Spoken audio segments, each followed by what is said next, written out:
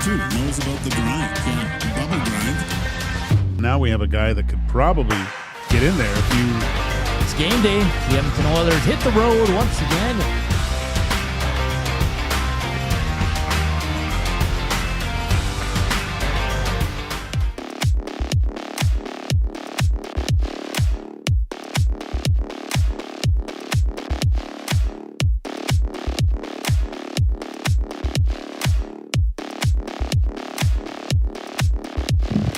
What's up, Nasties? Happy Monday. Welcome to EST Afternoons. Joaquin Gage, Benny the Jet, Hernan Salas here with you on this weird Monday. It's supposed to be hot.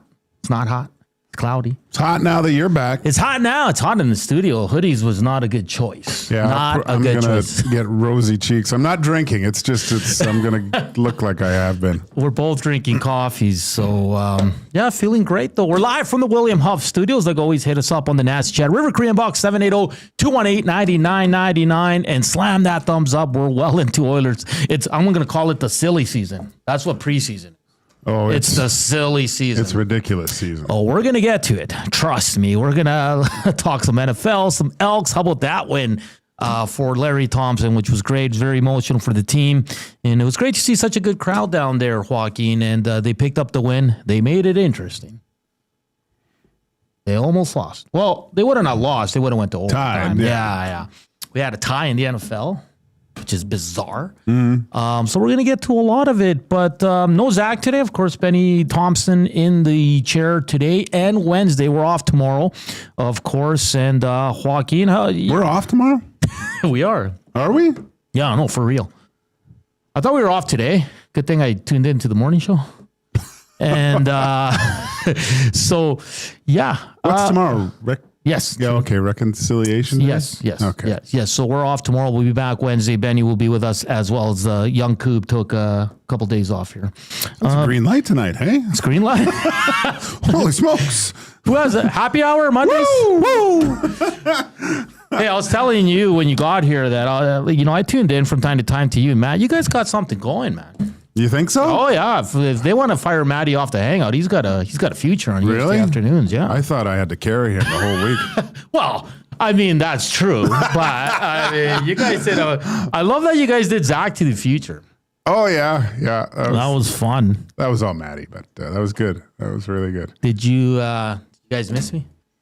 I missed the Latino Heat. I mean, Benny responded right away. You're taking your time, so that's usually a no. Well, yeah, I did, because usually you're around, and it's, it's funny because we're pretty much at full, Maddie's not here, but Maddie's quiet to a point. Yeah. But you can really tell that Zach's not here. Hey? Yes. Like to the point where it's quiet and calm, but then it gets a little bit uncomfortable. I go, what's missing? Oh, it's Zach. Right. And then Reed and Jay were in the conference room, which is a little weird. I like it in there. I was just sitting in there with them. It's too dark. I don't like it. I need to see light, So. Well, I was in there, so I brighten up every room. Yeah, well, that's true. That is very. So what'd you get up to? True. Let's break it down. Lincoln Park was fantastic. I'm not a big Lincoln Park guy. Oh, you went to go watch Lincoln Park in Vancouver? Yes, and I'll say this, man, they put on a performance. Really? Who was the lead singer now? Well, it's that guy that raps, Mike. Is it? He's still there. And then the girl sings Chester's part, and she has the same kind of scream. And fantastic show. I'd say top 3 in my life right now. We're at Rogers place? Nice arena. I've never been there. No, it's nice. It's first star in that building. Yeah. That's right. We did the Capilano suspension bridge. It's a good little tour, man. It's pretty fun, man. I liked it. It's beautiful. You didn't go up to the grouse grind though, did you? No. Ate a lot of seafood. Had some ramen. Yeah. Walked. I mean, it's downtown mostly. Yeah, downtown's so beautiful. You go down by the waterfront. Stanley Park. We went by it. Yeah. Beautiful, nice. Man. And there's so many cruise ships showing up. I love looking at them. Oh, really? Yeah. What about Granville Island? Did you make it over there? No, we didn't make it. No. You can there's a little ferry to just take. I know, we saw it. We're like, should we go? Yeah. So because my daughter's got dance competitions, and then we got to go to Granville Island, and my wife was like, we got to go over the bridge, and then I go, just take the ferry. Yeah. Yeah, no, it's Vancouver. Like, it was fun. We were walking downtown, like during the day. And I'm like, do people work here? Like, everybody's out and the patios are packed. And it's a different living, man. It's different than our downtown. I'll say that. So, like I lived basically, like you saw Kitts Beach. I just lived up from Kitts Beach a little bit. I love watching the airplanes land in the water like that. I love that. Like I can sit there all day and just watch those take off. It is one of the most beautiful cities on the planet, man. It's just wonderful. Yeah, the water, the mountains. There's so much to do. Yeah, it's just way too expensive. Had the cousin's wedding too. Where did they get married? Here in Edmonton. Here. Yeah. Oh. Yeah. Oh, I thought it was out there. No. It was great. It was a good time. Fun. And then we got back Wednesday, and I have family. I have my aunt, uncle, and cousin from Chile here visiting. So they're leaving tomorrow. So we spent the weekend with them, and we had them over yesterday. And so it's been busy, man. It's been busy, but good. But you know what it seemed like? I took a week off. It felt like I took a month off. I missed so much. I know. Did you see Evander Kane out there? Yesterday? In Vancouver, yeah. No, I didn't. No. Quinn Hughes? Go talk to Demko, see how the knee is? No, I didn't see anybody, man. Well, that's what you're supposed to do. No. Those guys probably all live right by the area. I don't know where I think they live outside of town, to tell you the truth, because the practice arena that they use, I think, is 8 rinks. Yeah. And that's in Burnaby. So they might live closer to like Coquitlam and Burnaby. The only guy I remember that lived in Vancouver, Bure did. Gino lived in Musqueam, just a little Indian reservation down at the end of Southwest Marine. Yerke Lume lived a few blocks up from where I was. Okay. And Trevor Linden lived right on Kitts. I knew that. But everyone else, I think, was didn't live in Vancouver. Like they were in Burnaby. And there's a Trevor Linden workout center by the waterfront. I know. It was an interesting arena. Like I said, I liked it. Like pretty big. When you compare it to like this one, obviously not as good as Rogers Place. And the concourse there is terrible. Yeah, it's not very good. No. Not very good. And it's kind of like, because it's right by BC Place. Yeah. Yeah, it's just, I didn't mind it. I've never been there for a hockey game. I think that's. I think it's a good place for a game. I was kind of envisioning what a hockey game, and I'm like, it's like there's no really bad seat. No. It's, but it's funny because that was when did that built in the late 90s? Probably kind of in there, and you're already looking at that as like, God, they need a new rink. They need a new rink. How about you? What did you get up to? Well, I guess, Maddie every day, right? I had to deal with him, so that was a lot. So you drank more? No, and just same old. Just it was business as usual. Dealing with I don't know if you listened to Red Light, but I went on a thing about preseason. I'm just I heard it. Okay, I'm so done. I'm so done. Oh, we're gonna get to it, but I liked watching the first period of the Winnipeg with Jonathan Toews, the first game or whatever. I watched that. Thought, okay, good, and then I turned it off, and that's it. I can't watch anymore. Did you watch yesterday? No. I mean, Connor and Leon looked amazing. Yeah, but they're supposed to. Oh, I know. Bouchard looked like he was at 23%. He was terrible. Oh, really? But he didn't care. It's preseason. He was, I'm not being harsh here. He was terrible. Did he have a couple points? I think he was on the ice for every goal for and every goal against. And he ended up a +1. I love it. Oh, I am not kidding, man. I am not kidding. It's so good. But it's getting ridiculous. Like I heard Dusty, and I think you were on when it's time to trade Kulak. Like, what are we doing? I almost drove in. But Joaquin, like, this is like, don't we ever learn from preseason? No. No, we do not learn from preseason. Yeah. And listen, I get the fan excitement for new players. I do. And to be fair, Joaquin, a lot of these new guys are playing well. Like, credit to them. They are. I think this is why the Oilers won't broadcast the majority of their exhibition games, because they know how crazy people will get. Yeah. So that's why they make it a paid service. Oh man, like it's when you guys were on, I was just sitting back and I heard your red light district, and Dossie went off today just after 7 because he's had enough. You imagine trading Kulak? Oh, someone's good. A couple preseason games that no one good well, I shouldn't say no, but NHL guys aren't playing. Yeah. And I told the story of what happens when you get 18 regular NHLers playing. It's funny. Like and they talk about this when you're a bubble guy like I was. You're trying to perform and get noticed in camp, right? You're trying your best to do something special. So hopefully you can stick around for the regular season. The regular season comes and the intensity is just huge all of a sudden. Yeah. And you can't believe it because camp's intense, right? And then you go and it ramps up and up. Then you get to the playoffs, forget about it. Then it's another huge jump of intensity. Listen, Lepinen, he's been good. I'll give him that. He's 26, under the radar signing. Remember, we had Preston Hodgkinson sell us. They signed him during the playoffs. We didn't even notice. He's been good. But he's not, for me, he's not replacing any of the top 6 guys right now. He's not. And it's a good option to have as a call-up, sure. I'll be honest. Alex Regula, I'm liking him more and more. He's a big man. He moves well. He's good. He's good with the puck on his stick.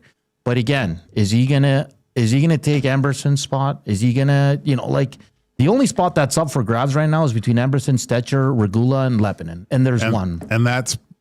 I wonder what the opening night roster is going to look like. Like who's going to be maybe in the press box, right? Because they do. I think they can. Yeah. Well, they can either keep 1 forward, 2 defensemen, 2 forwards, one. I wonder which way they'll go. Do you think? Okay, let's start here. I'll be honest. I've been impressed with David Tomaszek so far. Have you? Yes. I think he moves around a lot better than I thought he would. I thought he makes really good offensive plays, like subtle little plays. You can see the skill. He got time with the top power play unit yesterday, Joaquin. I don't know what it means, but I think, you know what I like, Joaquin? At least he's earning his position on the team instead of just giving it to him because they signed him. I just thought you don't like Tommy. That's why you're doing this. Hey, I think Tommy likes him too now. Says he turned Tommy? I think Tommy likes him too. Oh, that's funny. Do you agree? Yeah. And granted, I haven't watched a lot, so I can't make an informed decision. But from what I've seen in highlights and little snippets of things, he's an older pro that's played pro hockey. But again, he's playing against lower competition. Mm-hmm.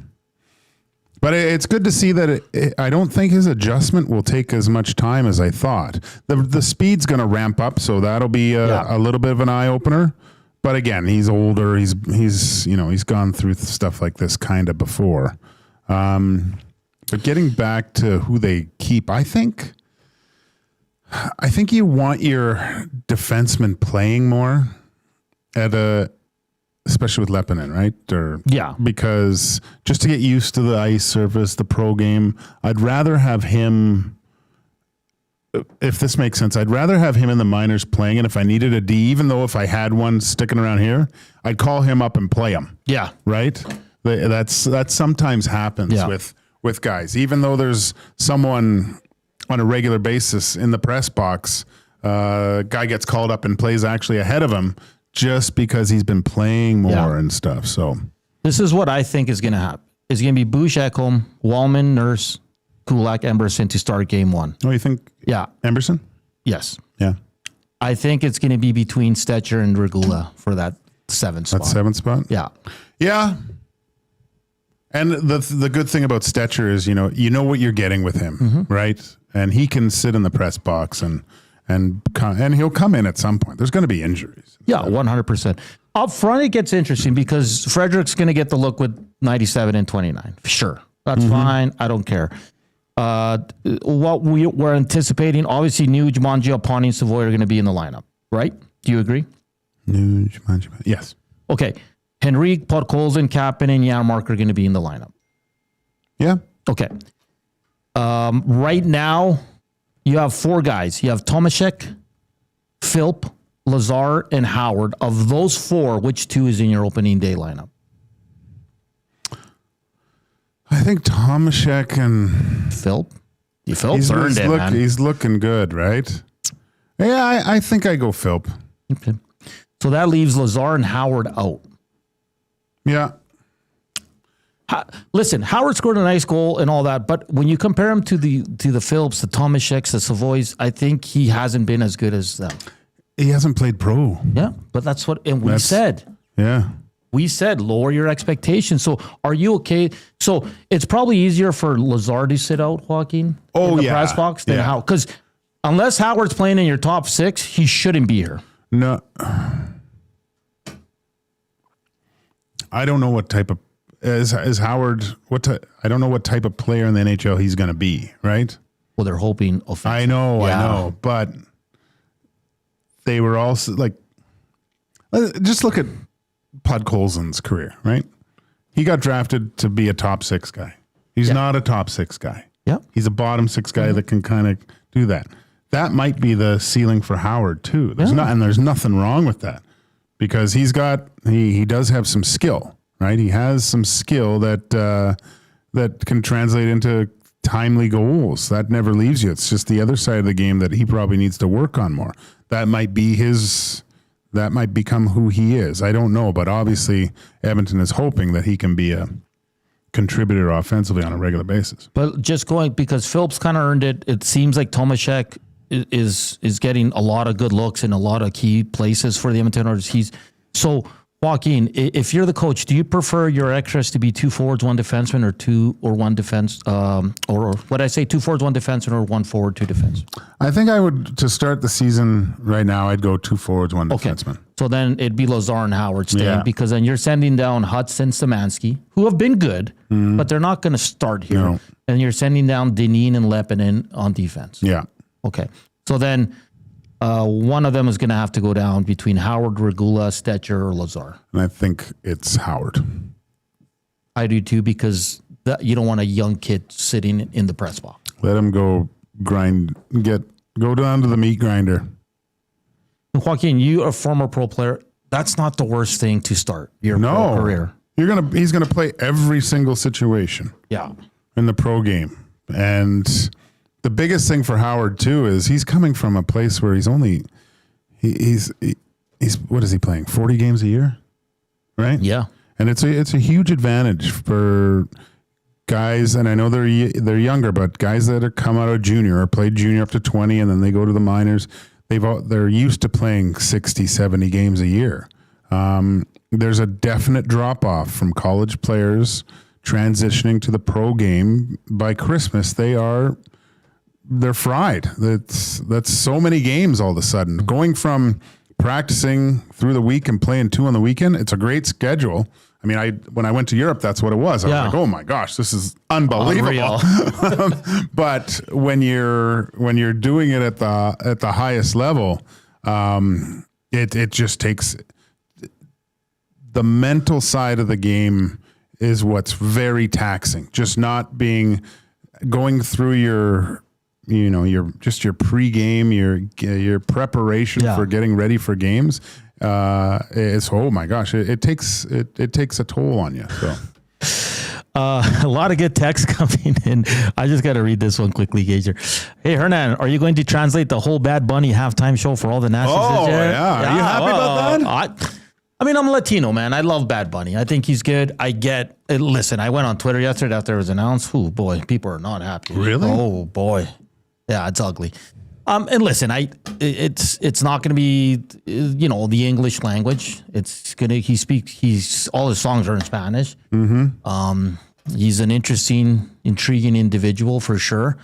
I'll like it. And I know most of the people in North America won't. That's just fair. Was he in Bullet Train? I don't know. Was he in that one with Brad Pitt? Is that him, the wolf? Just seeing the social medias, people are not happy. Really? Yeah, people are not happy. Yes, that is him. That is him? That is him. Okay. It is a weird choice to go with someone who sings only in Spanish. I don't know. Where do you know where the it's in San Francisco. San Fran. Yeah. San Fran. I don't know. There's a lot of Latinos. A lot of Latinos there. Yeah. I mean, don't get me wrong. Like when I heard it was Bad Bunny, I was like, that's very interesting. And the majority of people are going to hate it. Because his music's not for everybody. Look, I barely understood half the words Kendrick Lamar sang. So what's the difference? I mean, I like it, but yeah, if you need me to translate a few of his songs, all I'm going to say is go into it with an open mind. It's great. Yeah, like when they have rock or country halftime shows, I don't knock it. I just watch it, and if I enjoy it, I enjoy it. If I don't, I don't. I don't have to rip on every artist. You know what? After like probably about 6 or 15 margaritas, I can speak Spanish. We'll see what now. It's going to be very interesting. Hey, we should probably tee up the show. Right. We're going to do Inside the Numbers, Courageous Moments. We're going to do an NFL Sunday recap here. Again, some duds, some really good games. And we'll go from there. Daniel Nugent-Bowman from The Athletic will join us at 1:40. We'll talk about the Oilers game last night. Look forward to their next 2 games and kind of ask him the tough questions. Who sticks around? Who's leaving as the rosters get smaller and smaller? We're going to have some fun. We want you to chime in. Of course, Nasty Chat on YouTube. Hit that thumbs up. And of course, if you're listening, it's iHeart, TuneIn, radio apps, EdmontonSportsTalk.com, and hit us up on the River Cree inbox, 780-218-9999. And of course, the afternoon inbox is presented by the River Cree Resort and Casino. Check out Tap 25 Restaurant, where the entire menu is 50% off, 7 days a week from 2 to 5 p.m. And of course, Edmonton Sports Talk, EST Afternoons, presented by Play Alberta. On the other side of the break, so I was talking to Dusty when I got here, and I was thinking of this yesterday, like, because everybody wants all these rookies to be on the Oilers, right? Oh, yeah. So everyone wants it to be like 2011. Yeah. So I looked at Dusty and I said, you know what? I was thinking yesterday, I want to do like how many, go back and look at some Stanley Cup teams that have won and how many rookies they had on their roster to start the season. Dusty's like, yes, do it. I want to know the numbers because like it's pissing me off. So I did it. And we're going to do that next for Inside the my gosh, I can't wait. Here we go. Here's Benny, Sports Update.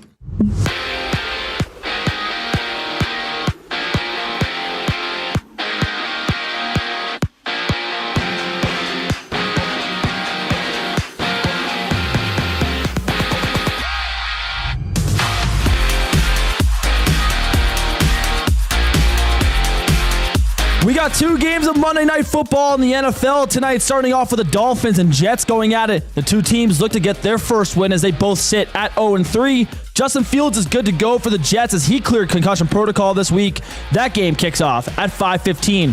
An hour later, the Burrow-less Bengals are taking on the Broncos in Denver at 6:15. Jake Browning will lead Cincinnati as he matches up with Bo Nix. Broncos look to get the 500 as they sit at 1-2. Join Lieutenant Eric at the Selly Sports Bar and Lounge right off Fort Road for NFL action tonight. Loaded burgers are on special and a chance to qualify into a draw to get a trip to LA to see the Rams versus the Saints. Every day is game day at Selly's Sports Bar and Lounge. Tomorrow we see the MLB playoffs get going on with a full slate. The Red Sox and Yankees go at it as the winner of the series taking on the division-winning Blue Jays in the next round. That first pitch is at 4:08. And on the ice, the Oilers go into their final week of preseason action as they head out west to play Seattle and Vancouver this week. Tony Brar reports that Vasily Podkolzin will make his way back from Russia this week. He has a possibility to play on Wednesday night's game, but is confirmed to play on Saturday against Vancouver. The Sports Update is brought to you by Windsor Plywood the Duke, locally owned and operated, serving since 1993. They're more than just plywood. They offer everything from doors and flooring to decking, fencing, and custom millwork. Windsor Plywood Duke, the experts you need to know. Inside the Numbers on the other side of the break with Hernan Salas and Joaquin Gage. I'm Ben Thompson. You're up to date. The Nielsen Show with Lieutenant Eric. We do need to calm down on the preseason hype around a lot of these guys. Every single year, it's the same thing. Oh, this guy should make the team. You got to trade this guy because this guy's ready to go. Henrique and Matthias Janmark and some of these guys didn't win a Stanley Cup, but they were part of a team that got to back-to-back Stanley Cups. And now I'm seeing them getting tossed by the wayside so the Oilers can play Szymanski because he scored on some goalies that aren't even going to be in the National Hockey League. Like, what are we doing The here? Nielsen Show with Lieutenant Eric. Weekday mornings, 6 to 9. Only on Edmonton Sports Talk. your clear choice for Edmonton sports. Since 1952, William Huff has been the heartbeat of Edmonton's advertising world. From humble beginnings to a citywide powerhouse, we've been the go-to for signage from print to design and installation. Partnering with Edmonton's top sports franchises and major events, we've helped shape the city's global reputation. Our secret? Unmatched customer service, decades of experience, and a passion for excellence we call the William Huff Advantage. Visit us online at williamhuff.com. Fall football and your living room just became the fan zone. Before you move in the giant screen, make space to cheer on your favorite team with Sentinel Storage. Try 4 weeks free at sentinelstorage.ca. Lobsterfest is back at the Canadian Brewhouse, Saturday, October 4th at 6 p.m. A pound and a half of fresh Atlantic lobster with all the fixins for just $49.99. Pair it with a stein of Alexander Keith's. Details at thecanadianbrewhouse.com. The leaves are turning, and just like golf season, time is running out to get in on Play Alberta's biggest offer ever. For a limited time only, new players can get up to a $1,000 casino bonus when they sign up. There's never been a better time to join the fun. Visit playalberta.ca today to get started with casino, sports, and lottery all in one app. Must be 18 plus to play. Remember, if you gamble, please use your game sense. The Lock Shop. And when we had him on, I said before we let him go, I was like, what is the update? And he just said, I'm just going to leave that one with a smile. I mean, unless he hates fantasy and he was mocking us, I think they're probably going to try to have it in place by next year. If you're going to be drawing in tens of thousands of fans to play season-long fantasy, you got to make sure that that bad boy operates smoothly, or they're going to look at it, go to play, it's going to screw up, and they'll be like, I'm never coming back to CFL fantasy ever again. You can't drop the ball on this. The Lock Shop, weekday mornings at 11, only on Edmonton Sports Talk, your clear choice for Edmonton sports. Bring 'em out, bring 'em out, bring 'em out, bring 'em out. It's hard to yell when the barrel's in your mouth. Come on. Bring 'em out, bring 'em out. Hey. Bring 'em out, bring 'em out. Yeah. Bring 'em out, bring 'em out. Hey. Bring 'em out, bring 'em out. VIP coming live from the VIP. Heard the nightlife, lost life without me. Both dead in the state, wanna see my need. The whole city. We're back here on EST Afternoons. Joaquin Gage, Benny Thompson, and Hernan Salas here with you. Lots of Oilers coming up. Of course, we got to talk about the Elks' big win. Fun day, I guess, in the NFL. Joaquin, sure. We got F1 coming up this weekend for sure. We'll see if who will get on to tee up that race. It's going to be great to discuss, of course. Ryder Cup. I'm not a big golf guy, but I heard. Did you watch it? I heard the fans were being a little nasty. Oh, really bad. Yeah, that's terrible. Yeah, Rory. I watched a few things with him afterwards, and he was so eloquent the way he spoke, like golf, what it does, what it teaches you, rules, etiquette, things like that, and what he says what he had to go through this weekend was over the top, right? Just terrible. Like someone threw a drink at him and his wife. At the end, like it's a sporting event, man. And I get it. Like you can rip your guy, and he said it. So he was playing against Scotty Scheffler, or whatever, and he goes, like you cheer for your guys, right? But he said I had more people yelling at me then you were actually being supportive of Scheffler. Like I barely heard his name. Like that's who you want to pump up, right? So I think a lot of people just went there. I don't know what. It seems like jerk off licenses have been handed out in so much more lately. Like we got to get the jerk off police to get out there and get rid of these people because it's getting a little bit too much. Yeah. I'm all for great chirping. Like the one guy, there was a great chirp and it actually made Rory and Lowry laugh. Like he was doing up a button on his shirt and he goes, and the guy said something, you don't need to tie that up to choke, Rory. Like it was a good one at the time. They laughed. That's good. You got me. That kind of stuff. That's the way it should be. That's fine. But when you're... Did any American players like stand up and be like, come on, guys, like, what are you doing? No? I don't think so. No, okay. That's too bad. You think they probably did. Yeah, I'm sure someone mentioned something.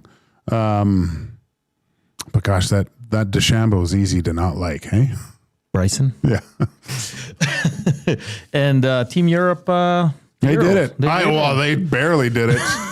I was like, I watched, obviously, during the show, watched some, and then I watched some on the Saturday and go, gosh, they're just mopping the floors with these guys. And maybe that was a bit of it, too. Like, you don't want to give them too much juice by yelling at them the whole time. Of course. Right? You're motivating them. You're putting fuel in the fire there. And I tuned in Sunday just to say, I'll watch a bit. This thing's over. And then it just slowly, and it came down to Lowry. What a putt! But yeah, it was good. I loved it. I loved the whole thing. That's good. All right, Joaquin.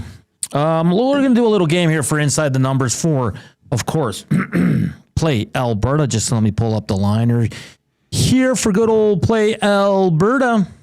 If I could find it, Joaquin. If you can. If I can. Here we go. Inside the Numbers, of course, brought to you by Play Alberta. Play Alberta is your home for online gaming excitement featuring casino games, live dealer action, lottery instants, and sports betting. Now with the new Play Alberta app, you can take the fun with you anywhere. Download the app or sign up today at playalberta.ca. Of course, if you go to Play Alberta, just look on the left. You'll see Edmonton Sports Talk. You can see what the boys are putting together.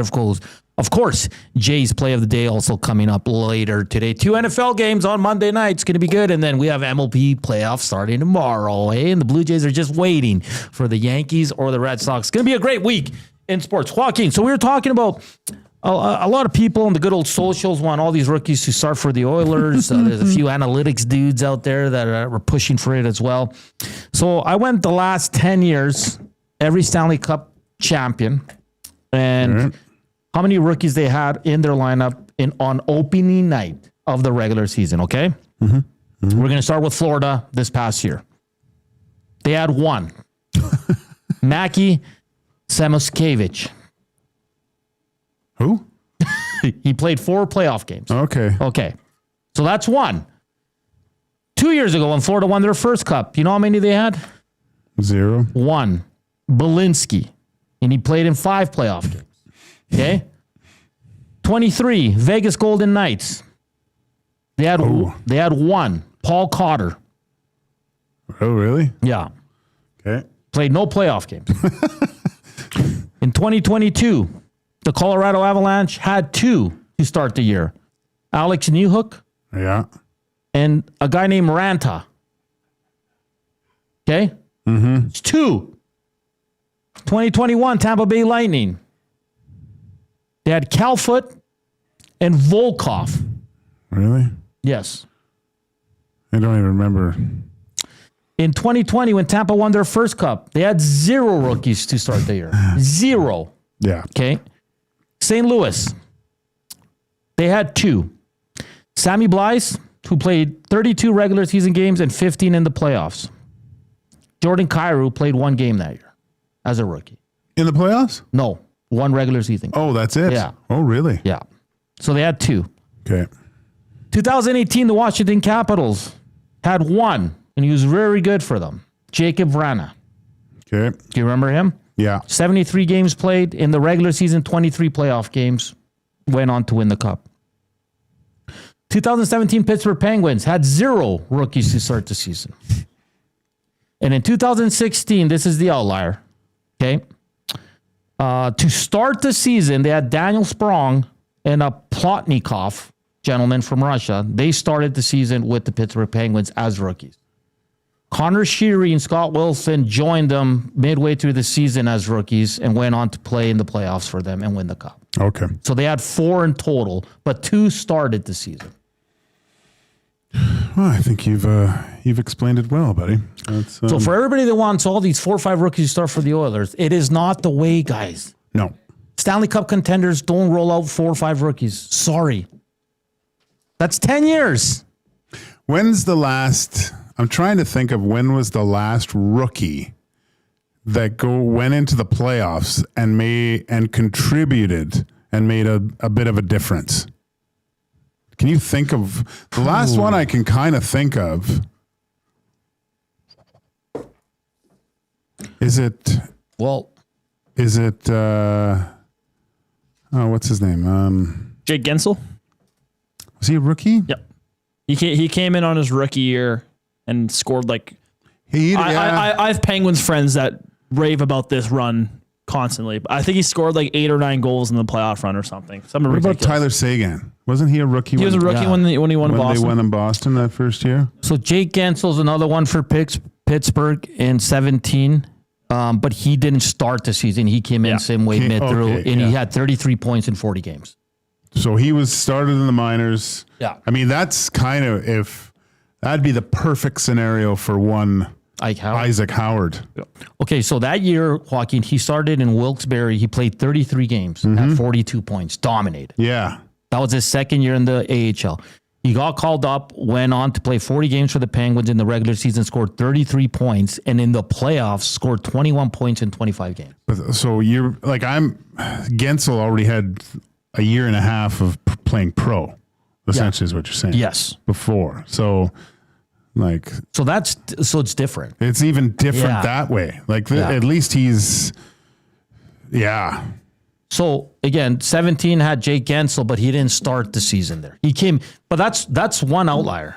Like that's a guy that came in and like jumped into their top 6 and was legit. Mm-hmm. I don't even think Pittsburgh was expecting him to be that good. Then he fit right in with Crosby. Right, like rode shotgun with Crosby. Yeah. So I'm not saying you can't have rookies in your team, Joaquin. I know. You know what I mean? Like I know you're not the one saying this because people are coming at us right now. Like, but you're not gonna. The Oilers are not going back to the Stanley Cup with Tomaszek, Savoy, Regula, Lepinen, and Howard in the lineup. No, sorry, it's not. No. Cale Makar's another. Well, Cale Makar wasn't a rookie when they won the Cup. Though. I'm talking about Stanley Cup. He wasn't. He came. They lost that year. Yeah. Right. He came in and played in playoffs. Against Calgary in that first round. I remember. He had over 100 games when he won the Cup. Yeah. So it's definitely interesting. And listen, I understand the excitement with these new guys. It's fun. Don't get me, Joaquin. This training camp is way more fun than what we saw last year. Because last year the team was set in stone. Oh, it was even worse because you didn't want any of these guys getting injured. Why? Who cares about this? Yeah. Right. They had too much of a veteran presence. Yeah. At least this year, you can see a definite shift for the eventuality of guys moving on too, right? You need, the cap's going up, but you still need a lot of, if you can get some guys that are consistent NHL players that are still in their entry-level deals and you're in your window to win, that's a huge advantage. Okay, we got to get to Daniel Nugent-Bowman, but I want to ask you, Joaquin. Listen, it's preseason, I understand, but I have to ask you: are you at all concerned with Stuart Skinner's 2 performances so far? No, at all. No. Okay, at all. Like, no. So if he was like lights out, you'd be like, whatever. Yeah. Yeah. Okay. Yeah. Like, I mean, yeah. So what? McDavid and Draisaitl, they have 9 points. So should I be going crazy that they're gonna? Just light up the league and have 200 points each? No. It's ridiculous. Because some are freaking out that he's let in 7 goals. What is it, Benny? 7 goals in 2 games? Something like that, yeah. Like, I don't know. So you do that in a period. In fairness, in one of those goals, McDavid was awful on the back check. Yeah, come on. What are we doing here? Okay. Let's reserve judgment till game 1, and then then we can go absolutely crazy. All right, they better win that game, buddy. I can't wait. You know what we were talking about? I know we got to go here, but you know what?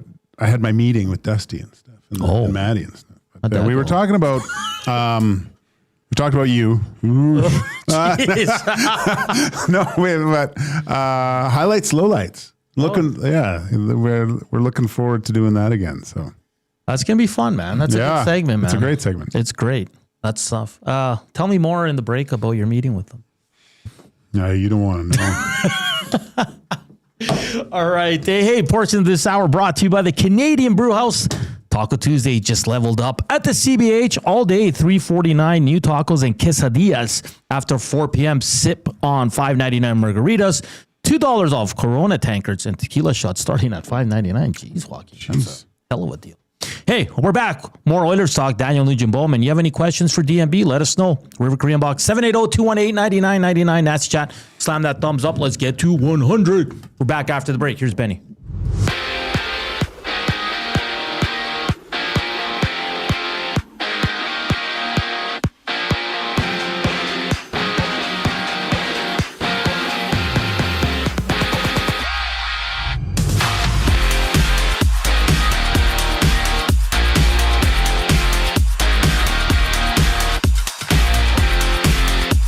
We've got a Monday Night Football doubleheader tonight, starting with the Dolphins and the Jets. Both teams are still searching for their first win of the season at 0-3.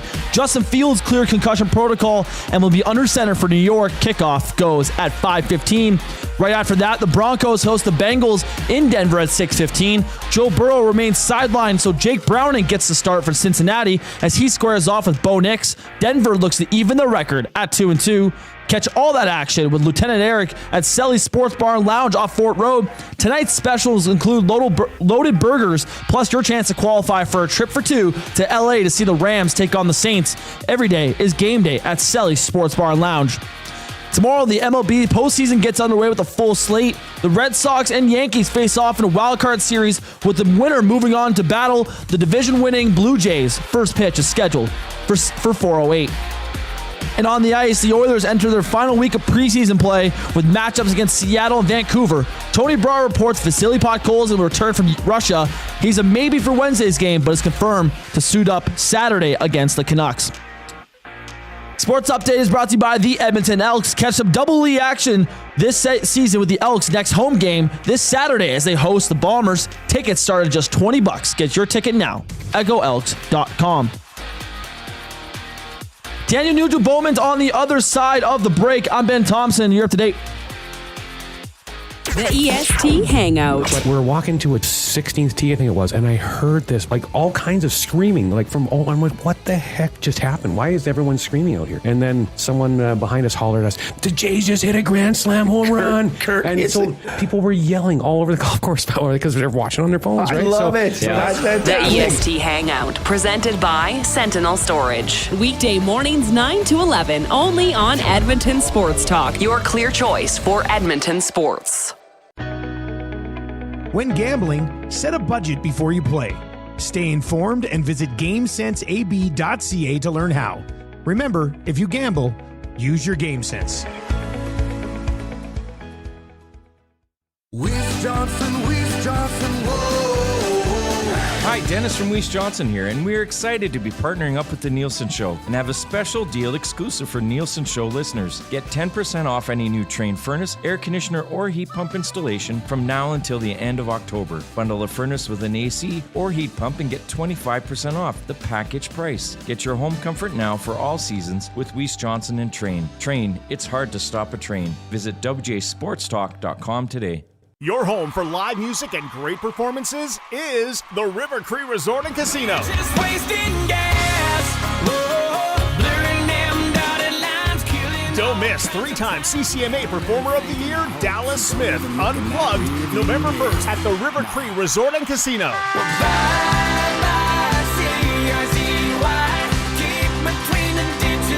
Get your tickets at rivercreeresort.com. River Cree Resort and Casino. Excitement, bet on it. Looking for quality building materials and friendly advice? Visit us at Windsor Plywood Leduc, family owned and locally run since 1993. From interior materials for doors, flooring, baseboards, and all the finishing touches to all you need for your outdoor projects like cedar lumber for decks and fences, plus all the plywood you'd need. Our full-time on-staff carpenter can help with anything odd-sized or custom, and from domestic hardwoods to exotic selections, we've got you covered. And if we don't have it, we'll track it down for you. Windsor Plywood Leduc. We're the experts you need to know.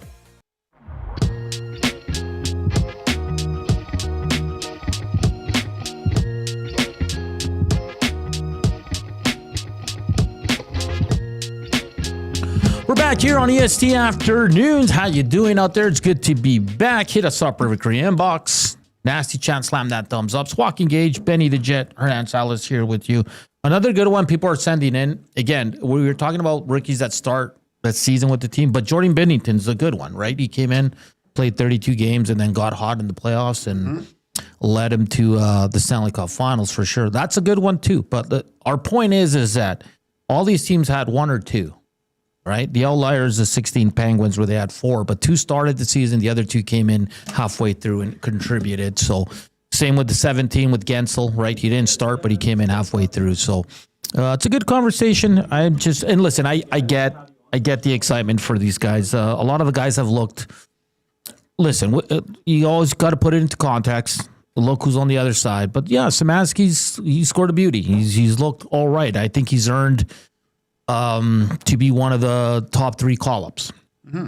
Right? Leppinen as well. But for that, like this Kulak stuff that we're seeing on Twitter, it's just Kulak's 1, he's Hawks guy. 2, he's just a steady Eddie. So we'll see what happens. But right now we're joined by Daniel Nugent-Bowman from The Athletic. It's the first time we've had him on since last season. Always good to talk to DNB. Daniel, how you doing? I'm great. How are you guys doing today? We're doing excellent, Daniel. We're just over a week away from the season starting. Of course, like always, there's a lot of excitement when it comes to preseason, Daniel. But first, let's go to the game last night. 4-3 win for the Edmonton Oilers. Of course, the top line dominated. We saw Tomasek get some looks on the first power play unit. What'd you take away from that game yesterday, DMB? It's interesting to watch Trent Frederick there. I think that's Connor McDavid and Leon Draisaitl running circles around the Abbotsford Canucks doesn't really do it for me at this stage. It's better than the alternative of them not doing well, but I don't read much into what they're doing. Again, finding some chemistry with Frederick's interesting. I kind of had my eye on these kind of bubble guys, these young guys. Yeah. Ike Howard, Noah Philp, Alec Regula. Who's coming back after a year away from his knee injury there. Those are the guys I had my eye on. I thought they all showed pretty well, to be honest. Again, quality of competition leaves a little to be desired there, but I thought Howard, there were a couple, rougher moments for him. Failing to a couple board play issues early in the game, but I thought as the game progressed, he moved along nicely and, had some time, obviously, played with Nugent Hopkins and Mangiapane, which is, 2 pretty established NHL players. Chris Knobloch spoke pretty highly of the way he's been progressing. Mm-hmm. Regula, again, a guy hasn't played in a whole year, and I thought it's slowly got picked up his game and done pretty well. Big guy that, if they had to put on the waiver wire, I think there might be some interest in him. So that's an asset management situation there that they'll have to be cognizant of. And then Noah Philp, who's, at 26, looks pretty darn close to being an NHL player to me. And just whether or not there's the right space for him to be on the team is the question I guess I would ask. But I think he's another guy who's acquitted himself pretty well here in the preseason. Daniel, Ike Howard's obviously he was the talk of the town with the trade and everything. In your mind, what's best for him? Is it to kind of get his feet, to dip his toe in the NHL water to start the season, see how it goes, and then if depending on ice time and how well he progresses, would it be better for him to go down to and try to cut your teeth a little bit in the American League in Bakersfield? I think maybe, but it sure sounds like that's not the direction the organization is going. Like, we talked to a few of us talked to Ike Howard today. He seems to think he's doing pretty well. And then we had a chance to talk to Chris Knobloch about him. And, he made it pretty clear that, like with Matt Savoy, wants to start ease him in pretty gradually and allow him to gain some confidence. But, I asked, well, what if you're on the fourth line, you're not going to probably get a lot of ice time. And he made it clear. I think the second power play is a real shot for him. Right. So I think there are opportunities for him to gain some minutes, and it's not set in stone, of course. Right. Savoy, even Tomasek for that matter. But we're talking about Ike Howard. These guys are all waivers exempt and they can go down if needed. Mm-hmm. But I do, it sure sounds like, barring a complete collapse here over these last couple of games, I expect he'll probably play both of them. That Ike Howard's going to start the year with the team, excuse me. And again, probably lower down in the lineup and with the ability to move up. Now, to your question, like, is that the best thing for him? I don't know. It's hard to tell. Like, he might be better served going down there for 15, 20 games, really playing a lot more and coming up, maybe if there's an injury and getting more of a top 9 gig. But I do see the merits of the way that Knobloch and the organization seem to want to be going, and that's starting him slow in the NHL and letting him progress from there. Sorry, Danny, did you say second power play unit? Is there one here? Do we have one of those? Well, I mean, you know, we can play 20 seconds here and there, and, you know, maybe on a line change, spring down the wing and rifle one or something. But no, I do get your point well and clear that the second power play unit's kind of like, you know, the best t-ball player in their 20s or something. I don't know. I try to come up with a good analogy, but you know, there isn't much of the second power play unit, but you know, it's good to put on the resume, and it gives you a few more, you know, maybe another minute of ice time here or there in a game, I guess. Daniel Nugent-Bowman from The Athletic joining us here. So, Daniel, looking at this forward group, okay, we're expecting Hudson and Szymanski to get sent down eventually here by the time these two games are done. So that leaves the Oilers with 14 forwards. And, you know, we're talking about Ike Howard, like, is it better suited to send him down and play him in the bottom six? So when you're looking at this lineup, Daniel, who do you see the two guys kind of being out here? Because I think Noah Phillips kind of really showed well so far. He's kind of earned it. You're seeing Thomas Schick get a lot of opportunity. And then Curtis Lazar's kind of, you know, he's that guy that you can sit out for a handful of games, not going to affect him too much. But if you're a betting man, who do you see as the two Oilers that won't be in the top 12 to start game one? Well, I think as part of that 14, you have Zach Hyman in there. Is that correct? No, Zach Hyman's out right now. Okay, so you're adding Noah Philp to the group then. Yeah, okay. yeah. So, I mean, if in fact Noah Philp is on the team, I mean, it's tricky. He's better served to play. Like, he hasn't played a lot. Yeah. Given that he played, you know, in the Canadian university system, and then he had the year off, not this past season, but the one before. But you know, he's waivers eligible, so you do need to walk that fine line if you think there's a realistic chance of losing him, and you do see value in having him in the organization. And you've got to keep him around, I guess. So. Yeah, it kind of, to me, I'm skirting around the question, but it kind of depends what they want to do with Hyman. And they can clearly, if he's not going to be back till November, they can put him on LTIR. Mm-hmm. You're not accruing cap space that way. And I think that's a real consideration for this management group. It certainly was last year as they try to have a little bit more money in the coffers to do something toward the deadline. So if they do put them on LTIR, let's say they do for argument's sake, allows them to keep the 14 forwards a lot easier. To get to the heart of your question, I think Lazar is probably a guy, with due respect to him, you're probably not all that concerned about. Mm-hmm. You know, 30 years old, on his fourth or fifth organization. You know, he's here to be the 12th, 13th, 14th, 4th. Yeah. And you know, if he can pop in and you know, kill some penalties and play a solid fourth line game, great. So I think he's the guy you're probably looking on the outskirts on a 14 man scenario. And then, you know, again, if Howard's on the team, he's got to be playing fairly regularly. Same with Savoy, obviously, I think has earned it. So the other one, to me, if you're just kind of going down the list, you're probably looking at somebody like Mattias Janmark, right? Like, yeah. And a guy that didn't have a particularly great season last year, is, other than, you know, in spot duty, moving up the lineup, he's truly a fourth liner. You know, Chris Knobloch, recently we were asking about him, and he called him one of the best penalty killers in the league, but you know, the penalty kill wasn't very good last year, and they're making structural and personnel changes to it. So, he's a guy who's I think's always kind of been in tough, but I do think, you know, given that he's got a partial no trade, he's got 2 more years on his contract. They did put him in Bakersfield a couple of years ago to start the year, but I don't think that's something that they necessarily want to do this time. I could be wrong on that, but I think. You know, there's a scenario where he is on the team and just not playing all that much.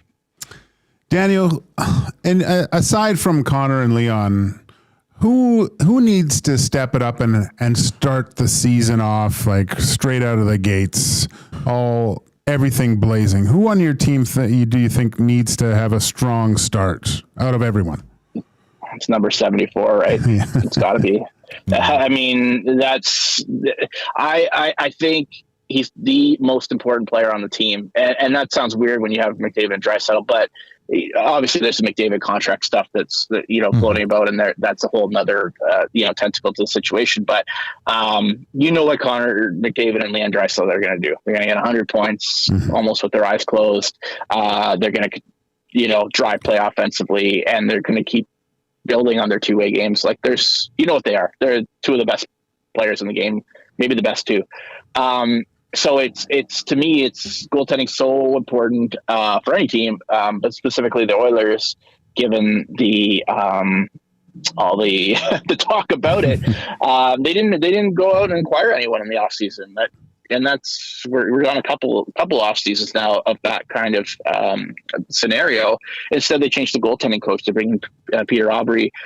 They expect him to really help Stuart Skinner with his mental approach and his consistency. And I truly, in talking to people around the organization, like they think the highest end of Stuart Skinner's game can compete with some of the best goaltenders in the league. And I'm not talking about the highest end, but kind of that next tranche. It's just a matter of him doing it with a lot more consistency than he's shown in the past. Like you look at his season last year, from late November to late January, he was one of the best goaltenders in the league. And then you saw how well he played in that Dallas series and in the Vegas series as well, the one before that. But he got pulled a couple of times in the Cup final, lost the net in the Cup final, obviously lost the net earlier in the playoffs. Lost the net in Vancouver the previous playoffs. If they had any confidence in Jack Campbell, he would have lost the net the year before. So it's a really important year for the organization. Clearly, it's a really important year for Stuart Skinner, who's on it's a contract year for him too. Obviously, McDavid's contract takes up the most of the airways and the print and the ink, but there's a lot of guys that are on contracts, and I think the one that you really are on contracts years, but the one that really stands out to me is Stu Skinner. And if they're going to give him a runway here to really see what he can do under Peter Aubry, and if it doesn't work out, they might need to go elsewhere. And I think they're really will strongly look at going elsewhere around the trade deadline if they have to. Daniel, great stuff, and that's a great point. I think after 29-97, the biggest eyes and the biggest pressure is going to be on 74, and we'll see how he does. Like you said, contract year as well, so very interesting year coming up for Stuart Skinner. Daniel, this has been great. Always fun having a chat with you about the Oilers. We'll see you down at the rink once the regular season rolls around. Thanks again, my friend. Wonderful. Great to talk to you guys. All right, that's Daniel Nugent-Bowman from The Athletic. Good stuff there. Do you agree with 74?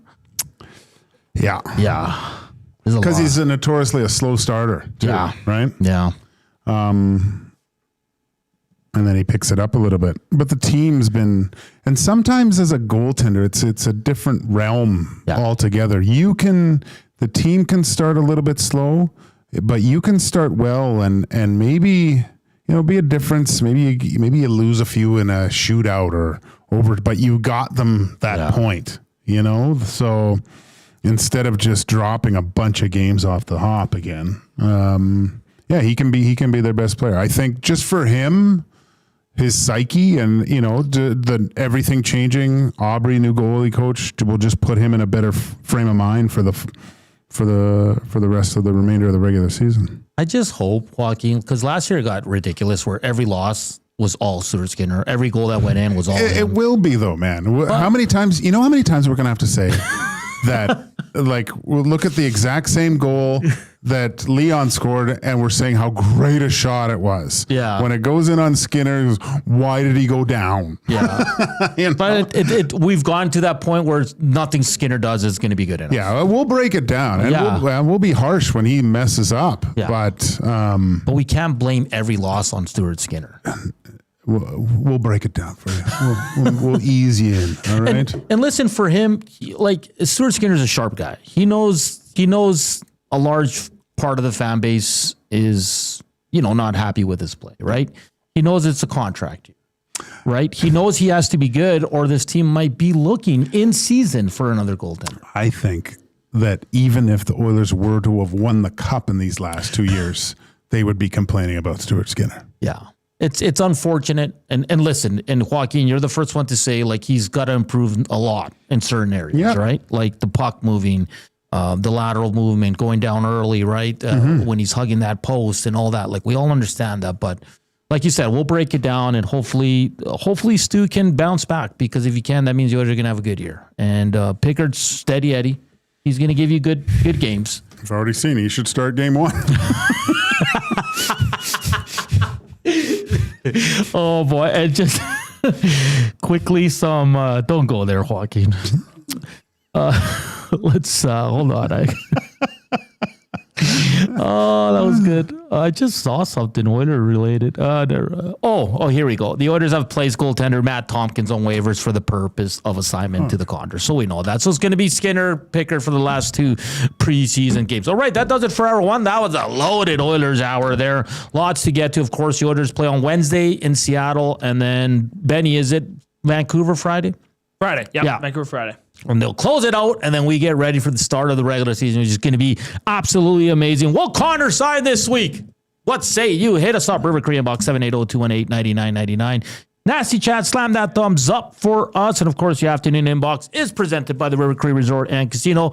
You can check out Nazareth, the Canadian Farewell Tour, on October 18th. All you got to do for tickets is go to rivercreeresort.com or hit up the River Cree box office. On the other side of the break, we'll continue the Oilers conversation. We want to hear from you. We'll talk some Elks. We'll talk some CFL. And we'll go around the world of sports as well. We're back for hour 2 here on EST Afternoons.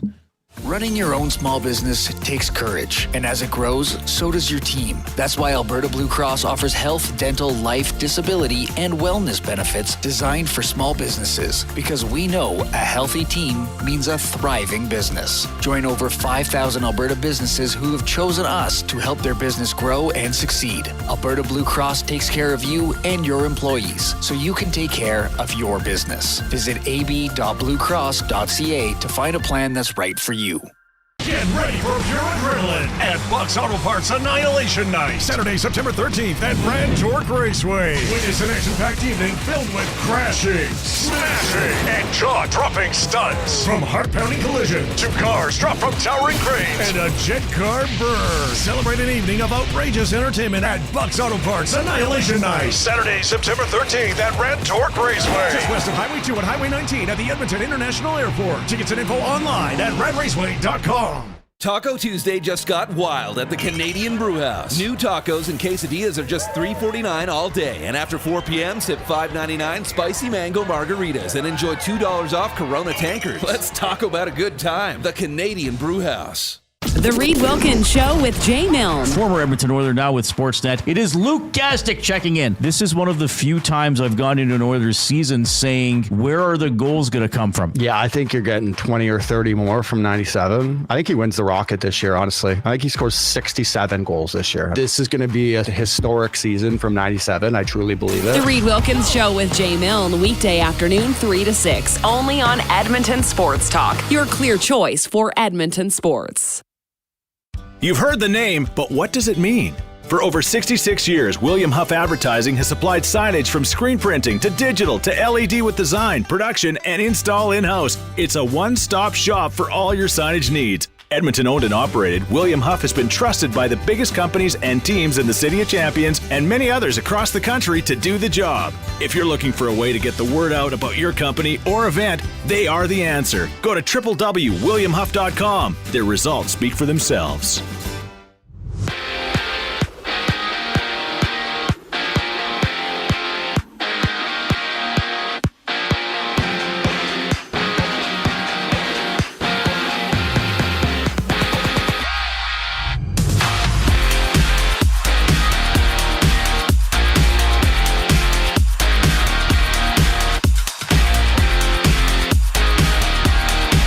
We've got Monday Night Football doubleheader lined up tonight, starting with the Dolphins and Jets. Both teams sit at 0-3 and are still looking for their first win of the season. Justin Fields has cleared the concussion protocol and will start for New York. Kickoff is at 5:15.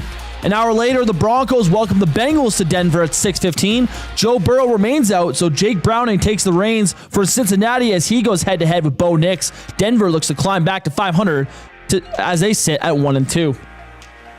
Catch all the action with Lieutenant Eric at Selly Sports Bar and Lounge just off Fort Road. Loaded burgers are on special, plus fans can qualify for a trip for two to LA to see the Rams take on the Saints. Every day is game day at Selly Sports Bar and Lounge.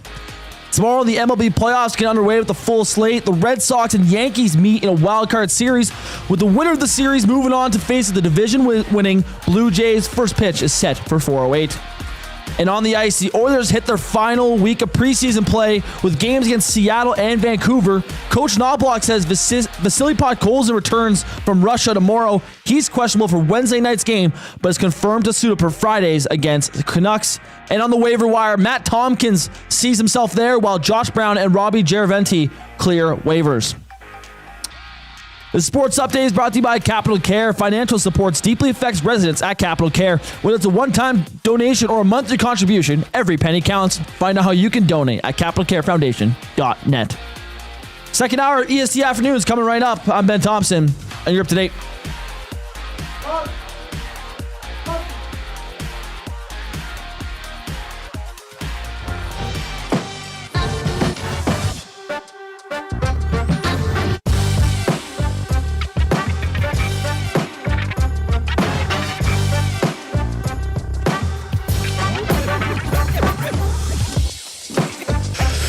Hour 2 here on EST Afternoons. Good to be back. I hope you guys missed me. Walk said he didn't. Benny said I did he not. Did. I know Coob missed me. How was Coob? Who's Coob? What do you think? Hey, we're welcome to EST Afternoons, live from the William Huff Studios here in the west side of the city. Joaquin Gage, Benny Thompson, Hernan Salas here with you. Hey, we're talking about injuries to key players like Barkov, Jamie Benn. Now the Jets are losing Dylan Sandberg 6 to 8 weeks with a broken wrist. How terrible is that? Did that happen in a game? Yes, I think it did. Or practice. Was it practice? But they love Dylan Sandberg. I know. Yeah. He just signed a new deal. All that stuff. Matt Tompkins, if you missed it, on waivers for the purpose of assignment to the Condors by the Edmonton Oilers. And we'll see what the lineup looks like on Wednesday in Seattle. The game on Friday's on TV. On Wednesday, I think you need Oilers Plus. So if you want to dabble into the preseason. Who are they playing Wednesday? Seattle. Who cares? Hey, let's bring Benny. Benny, turn your microphone on. What's up? Put your level. Did you agree with DMB's assessment that the third most important player for the Edmonton Oilers this year 100% is Stuart Skinner? 100%. Okay. Yeah, 100%. Like with Stu, man, like obviously he's got his haters here. Rightfully or maybe unrightfully so. But for Stu, you had a disappointing Stanley Cup final last year. I thought he had a good stretch in round 2 and 3. Against Vegas and Dallas, but it was a disappointing Stanley Cup final for Stu. I'm of the mind of I hope he stays here and I hope he grows and I hope he's the Oilers goalie for now and the future. But it's all pretty much going to come down to this year, right? Yeah. Expiring contract for him. He's going to want to get paid, obviously, but with how he's playing right now, there's a good chance that the Oilers could move off him if he continues to play like he was last year. So, I'm hoping for good things for Stu here this year, but I don't know. We'll see, I guess. Do you guys let's say things go sideways this year and they move on from him? Do you see a Dubnyk situation with Stuart Skinner? Yeah. Yep. Yeah. Like he goes elsewhere and just becomes this elite goaltender. Yeah. Well, it could happen here too. 100%. Well, the thing is that goalies, most goalies take longer to develop and their primes are later on in their careers usually. And Stu's they rushed him into the NHL because of a failure of a contract they had with Jack Campbell. Yeah. They're you rushed him in. He was, and to be honest with you, he kind of took the reins as the starting goalie actually pretty well. We all started that year as a Calder finalist, but with Stu, you see his best days ahead of him, not right now. And the Oilers are trying to win a cup right now. And so it's tough. You're in a weird situation where you have a younger goalie who's probably has his best years ahead of him, but the mindset should be, we need to win right now. And so it's about if you can upgrade off of Stu for a guy that's in his prime right now. Problem is, I just don't think there's been enough goalies on the market that are significantly better than him, right? Yeah. So, did you guys have to deal with Connor Ingram stuff last week? I think Dusty. Dusty took that head on. He took lead on that issue. That was driving me crazy. Yeah, and he threw it right out the window. I don't think we were allowed to talk about that. Don't give in. That's my piss off. I forgot to tell you before the show. Don't mention my name. Sorry about that, Hernan. You're in trouble, actually. Dusty, I'm sorry. I didn't get the memo to Hernan not to talk about that. Oh boy. Smitty the Welder says, I don't hate Stu, but he looks like he did last year, on his knees and getting beat up high all the time. Easy says, I thought Stu was looking decent last night, right up until the first goal, and then the picture was shattered. And then I like this one on the inbox. It says, Skinner could go 2 straight shutouts in the playoffs, and we will still say he didn't deserve those shuttles. Oh wait, that already happened. That was crazy. Like he was shutting them out back-to-back games, and people were not giving him credit. Like it was unreal. Well, look, the Stu Skinner, to me, I think he can be a top 10 goaltender in the league. Yes. I think his foundational base of goaltending is so strong that in the right situation, in the right defensive makeup of a team, he can be a huge difference maker. Yeah. Now, the Oilers aren't the best defensive team. They're not. They can play defense. They have the capability of it, but their defensive play is as consistent as Stuart Skinner's goaltending. It seemed like at times last year. If they can find that defensive mindset, that defensive structure this year, and play that way, it makes your life so much easier as a goal. I remember playing against guys that I didn't think were that good at goaltenders, but their teams were good, and they made the goalies looked absolutely fantastic. Unreal, yeah. Right? Because they didn't have to do well. They were still really good goaltenders, but they got into a situation where it suited their game, which is weird to say. But if the Oilers eliminate some of the cross ices, the good chances, allow your goaltender to get into the game, don't allow those the shots from the middle and rebounds and things like that. You build that trust. We're gonna be talking about Stuart Skinner. Possibly is he going to be mentioned at the Olympic team? If that's the case, yeah. There's one goal I didn't like, and it was his first game. It was right from the slot. McDavid lost. Like McDavid was they all were lasered, and the guy shot it, and he beat him right here. Like like I didn't like that goal, and that's where I was kind of like, ugh, I hate it. C-Run says, boy, Gage really doesn't think Brodeur was a Hall of Fame. No, I'll say this about Brodeur. He was in a defensive, that was an unreal structure, right? Yeah. But you know how hard it is to play a game where you're only, there were some games I saw 12 shots to 14 shots, but 5 of them were grade A's. Yeah. So teams had to do so much to get, and when they got a good chance, because it's the NHL, they generate some, he was there to stop it. That is way harder for a goaltender to play in a game like that than it is when you're stopping 40 to 50. Smitty Waller says, so Skinner needs a good defense to be good. Well, it helps. He still needs to make that grade A stop, right? For sure. There's going to be some giving up. Sure, 100%. But, I mean, having a good defense, I think every goalie appreciates that. Easy says the Athletic has the Oilers ranked number 1 in defense and center depth. So they should be good. Well, yeah. I mean, when you look at their D, that you have studs. You have 6 guys that you can ice that are all capable of playing north of 15 minutes. I think this is the best Oilers D-core they've had in the McDavid era. Yeah, 100%. I agree. Yeah. There are what you're getting from each and every guy. 100%. And that includes Bouchard. Yep. Bouchard, who was playing at below 30% yesterday, he could not give two no what's. Dr. Jekyll and Mr. Hyde Bouchard. I just hope there's more. I don't know which one's. I'm just glad it was preseason because he plays like that in the regular season. Oh, Benny, even Tommy, man, holy! Oh, I can't wait! I can't wait till the controller gets unplugged. I can't wait till he doesn't back check and then skates harder to the bench. Yeah. After the goal goes in. Oh, yeah. I remember that was hilarious. I just like his face though. Yeah, it's just like, and then you have I have all these buddies texting me like, I hate him. I'm like, calm down. It's just one play. Enjoy it, man. Enjoy the ride. It's going to be fun, man. It's going to be unreal, this Oiler team, especially because Bush got that contract, and now we're looking at Stuart It's Skinner. funny that have you heard anyone talk about that contract? No. Not a peep.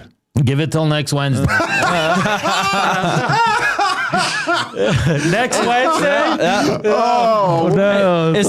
Are you ready, Benny? Man, I'm gonna be honest with you. I haven't watched a second of preseason hockey, of live preseason hockey, because I'm prepping for the regular season. Oh boy! But on the contract, is Cass's theory working on the whole? I think it is. It actually might be. So who knows? Maybe Connor is actually. Can I chime in on the Pod Colson contract? Yeah. If he scores at least 15 goals, it's a great contract. Yeah. If he's at 8 goals again, it's a terrible contract. Ooh. I don't care. Ooh. Because for $2.9 million, you got to do more than just retrieve pucks. Okay? Sorry. I like Pod Colson. I truly do, and I truly feel for him with his father's passing. It's very sad, but we're talking about the contract. I think if he can get those production numbers up, I think it's a great deal. So the 7-goal difference is a big difference for you. 100%. Yep. If he can score 15 a season at least for the next 3 seasons, that's awesome. Yep. Because he's going to get time with Draisaitl. Yeah. We know that, but he's probably better suited at times to be in the bottom 6. So, I mean, good for him. Gage, you brought it up earlier. He kind of came in as an offensive guy, didn't work out of Vancouver, comes to Edmonton, and he kind of reinvents himself, right? Which is awesome. I mean, he earns a 3-year contract at 2.9. So I had buddies telling me that are in Vancouver. They were saying Pod Colson like works his tail off, can't bury pucks, but if he can reinvent himself there, he'll be useful. And sure enough, they did. EZ says Hernan Pods will definitely score 15 goals over the next 3 years. Per season. Because I think he has it in him. Because sometimes you see a shot and you're like, holy man. That one against New York. From? I think his first goal last season. Yeah. So, I mean, I shouldn't even say I'm doing this right now, but I just jumped onto Puckpedia just to look at the Evan Bouchard buyout. What it looked like. Because I'm sure we'll get it. Yeah. I'm getting ahead of things here. But so, okay. They also have on a sidebar, it has players with the most buyout views. Okay. Beside it. Out of the top 4, 2 of them are Oilers. Yep. Who do you think they are? Bush? Darnell. Darnell. No. Oh, you got one right. Darnell. Yeah. Okay. Darnell for sure. Yeah, Bush hasn't been on here long enough, but I'm sure he'll be up there. Okay, give me let me think. Okay, Darnell Nurse is 1. Skinner? Who is the Frederick? And they're 1 and 2. They are 1 and 2. The other one's tied with the third guy at 13% of all views. Is it Stu? No, because he only has 1 year. Yeah, I was just thinking. It's got to be Frederick or Nuge. No, it's someone you wouldn't think. Henrique. No. Janmark. Do you want me to tell you? Hold on. I don't think you'll get it. Man. Yeah, I don't know, man. Leon Draisaitl. Wow. 1 is Darnell Nurse at 19%. What are we doing? 13% Leon Draisaitl. Why? There's another guy plays for Florida at 13%. Bobrovsky? He licks people. Oh, Marchand. And then 4 from the Flames, pretty easy if you think about it. Huberdeau. UC Saros, Slavkovsky, Brendan Gallagher. And wrapping up the top is Mitch Marner at 10% down in Vegas. Why are people looking at Leon Draisaitl buyout? Come on, people. Maybe if they think he's gonna be bad in late end of his career. Maybe. But I doubt that's the case. No, the Oilers got a hell of a deal with Draisaitl. Yeah, he already a steal. He Draisaitled himself again. Okay, I'm going to change my expectations about Colson because I feel bad. He's got to score at least 12 per season. I think that's more realistic. Well, he's the highest he scored is 14, and I think we I think Dusty and I did talk about this. If you were going to set the over-under, 10.5. Yeah, I think that's good. That's why I think. And it should be the over. Yeah, if he can hit 12, at least 12 every season for the next 3 seasons, I think that's a great deal. I think he's got to be a double-digit goal scorer. Yeah, 100%. He can't be stuck at 8. Like that. But I think he can, though. I do think he can. There's potential he will. Yeah. Okay. We keep talking Oilers. I keep promising football talk. Sorry. No, it's my fault. It's my fault. And you brought up the buyouts. What's Bouchard again? I mean, Nurse. I'll print it out. I'm surprised Bouchard's not on there. I know. That's crazy. See, but that's the McDavid effect. No one's talking about it. Cass was on to something, man. Yeah. Cass was so on to something that we're not talking about anything else. I mean, the McDavid stuff's quieted down a bit. Yeah, like you guys didn't really touch on it last week. Yeah, no, we didn't really. You think it gets done before next Wednesday? No. Sticking to your guns, eh? Yeah. That's crazy. Hey, the afternoon inbox is presented by the River Cree Resort and Casino. Check out their Tap 25 restaurant where you can get the prime rib special for just $18.99. It's available 7 days a week from 11:30 a.m. to 11 p.m. On the other side of the break, we'll continue the Oilers talk, but we will talk some Elks. I want to get to that game and everything that happened last week. And, of course, some NFL, some key injuries. How about those Ravens? 1-3, Joaquin. Oof. They are not playing. I was looking forward to that game, too. Then I was like, ugh. Brock Purdy comes back. And the reason why Matt's not here all week. Yeah, he knew it was coming. He said 0-4. They're 1-3. I know, he already predicted it. Yeah. All right, we're back after the break. Here's Benny.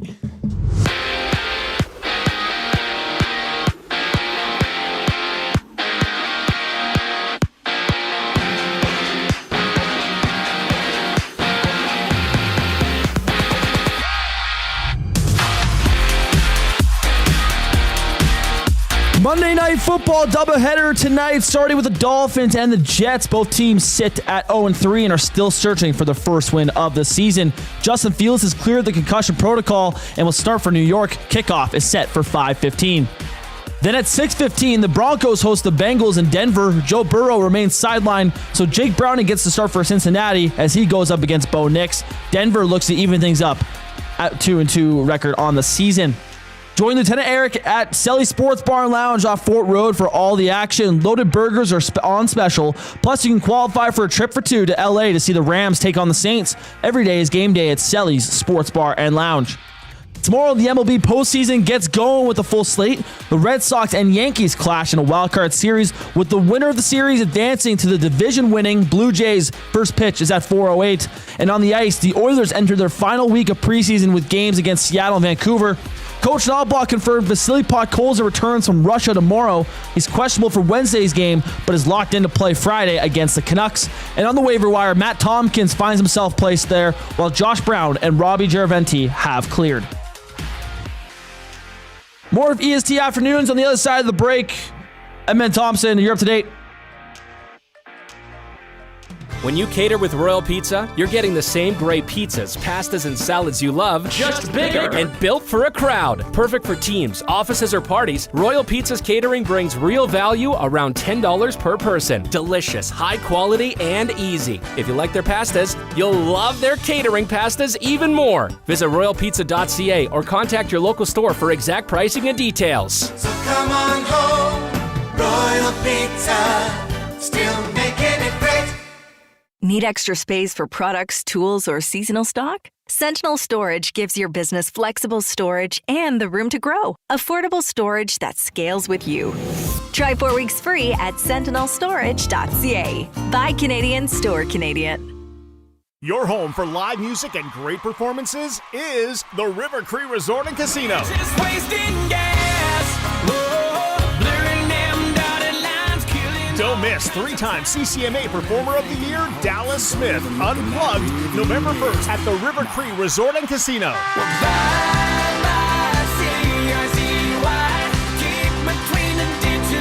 Get your tickets at rivercreeresort.com. River Cree Resort and Casino. excitement, bet on it. Running your own small business takes courage, and as it grows, so does your team. That's why Alberta Blue Cross offers health, dental, life, disability, and wellness benefits designed for small businesses. Because we know a healthy team means a thriving business. Join over 5,000 Alberta businesses who have chosen us to help their business grow and succeed. Alberta Blue Cross takes care of you and your employees, so you can take care of your business. Visit ab.bluecross.ca to find a plan that's right for you.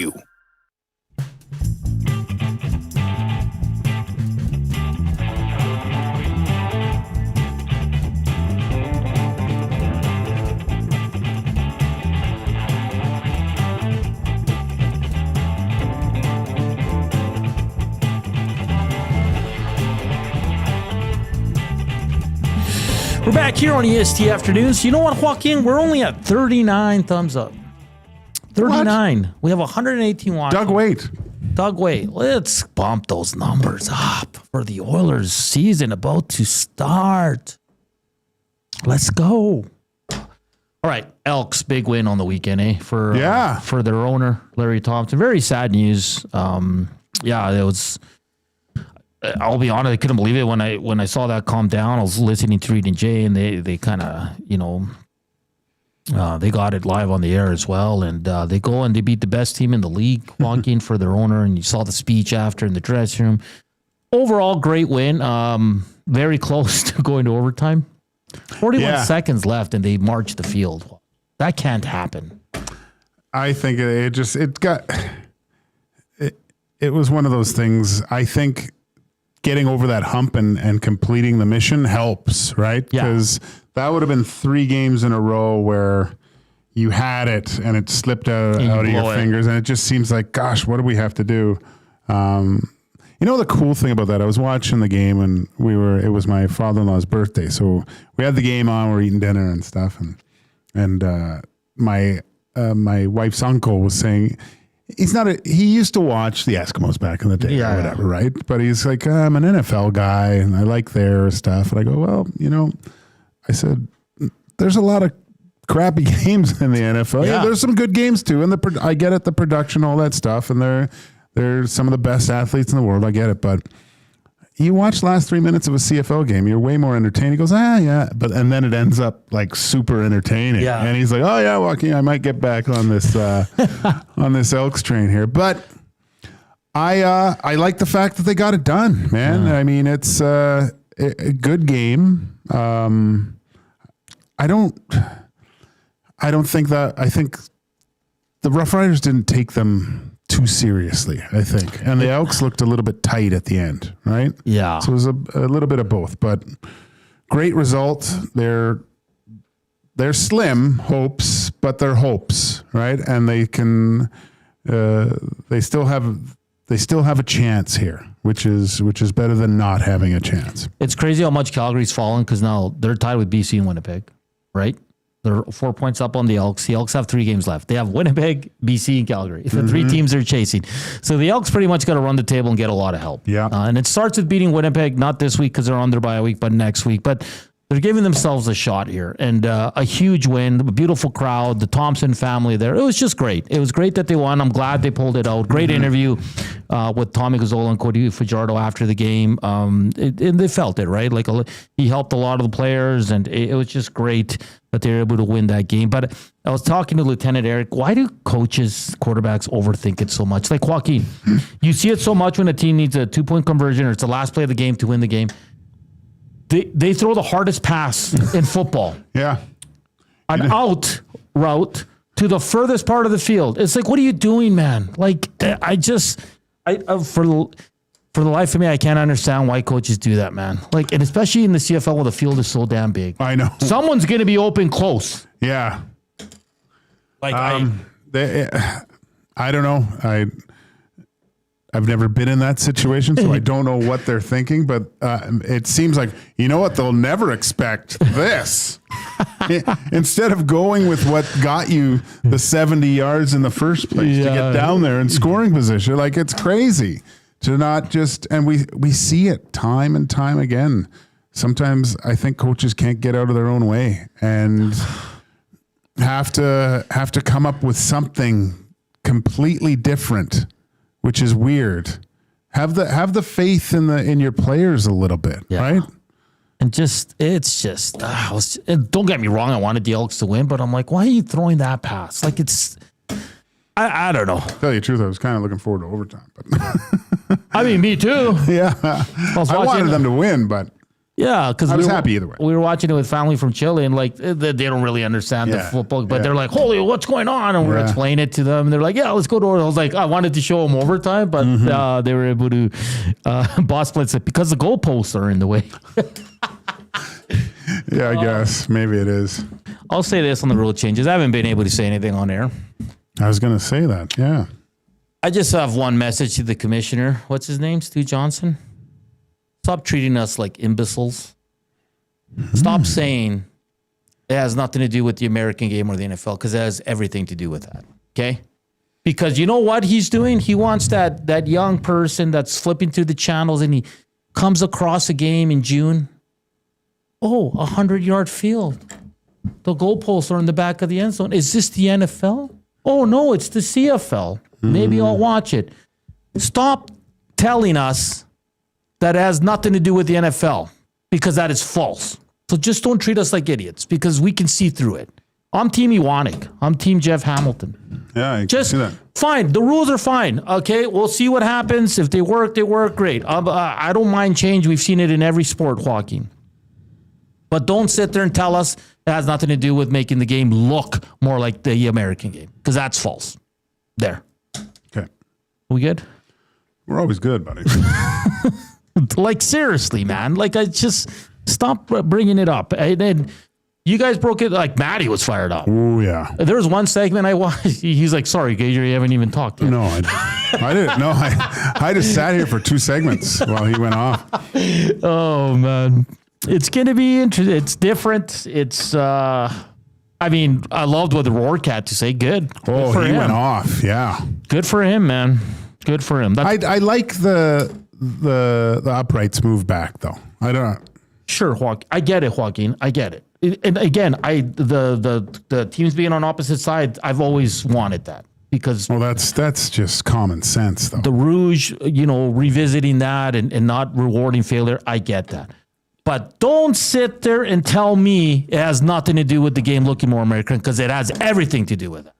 And yes, the basis of the Canadian game is still there. 3 downs, 12 players. I get it. But don't tell us it's not, okay? So I'm Team Iwanek. I'm Team Jeff Hamilton. I'm Team Joaquin Gage. You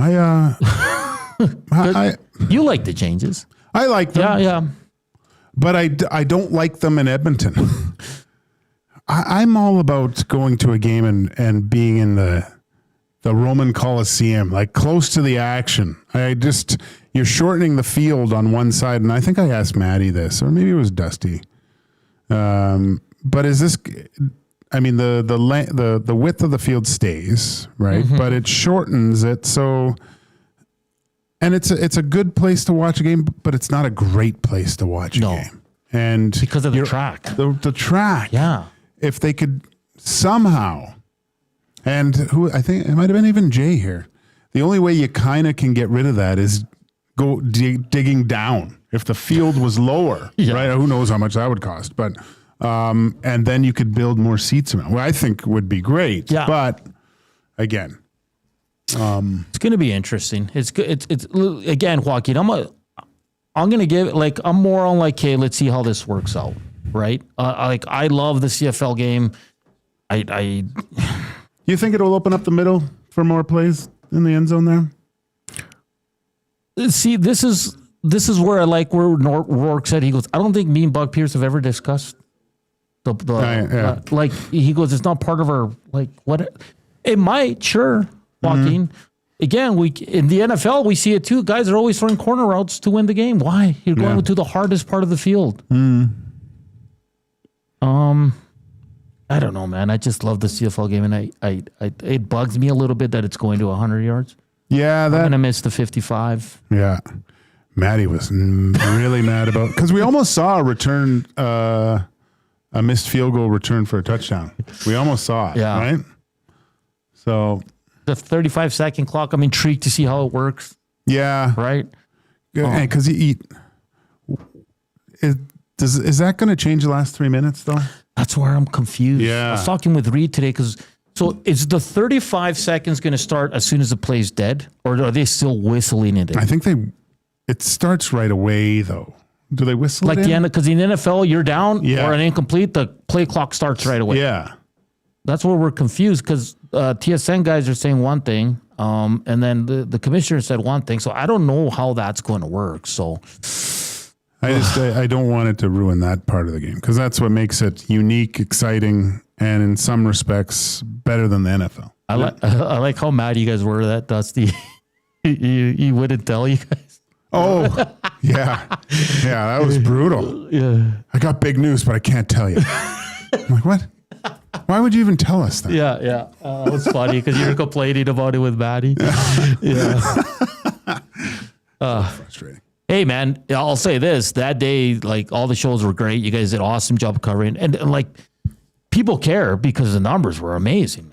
Yeah. People care about the game, man. Yeah. We're proud to be Canadian. I think too, in this city, I remember just from being a kid in Vancouver, the Eskimos at that time, they were just dominant, right? They were just a superpower. And there's something to it. You look in Winnipeg, you look in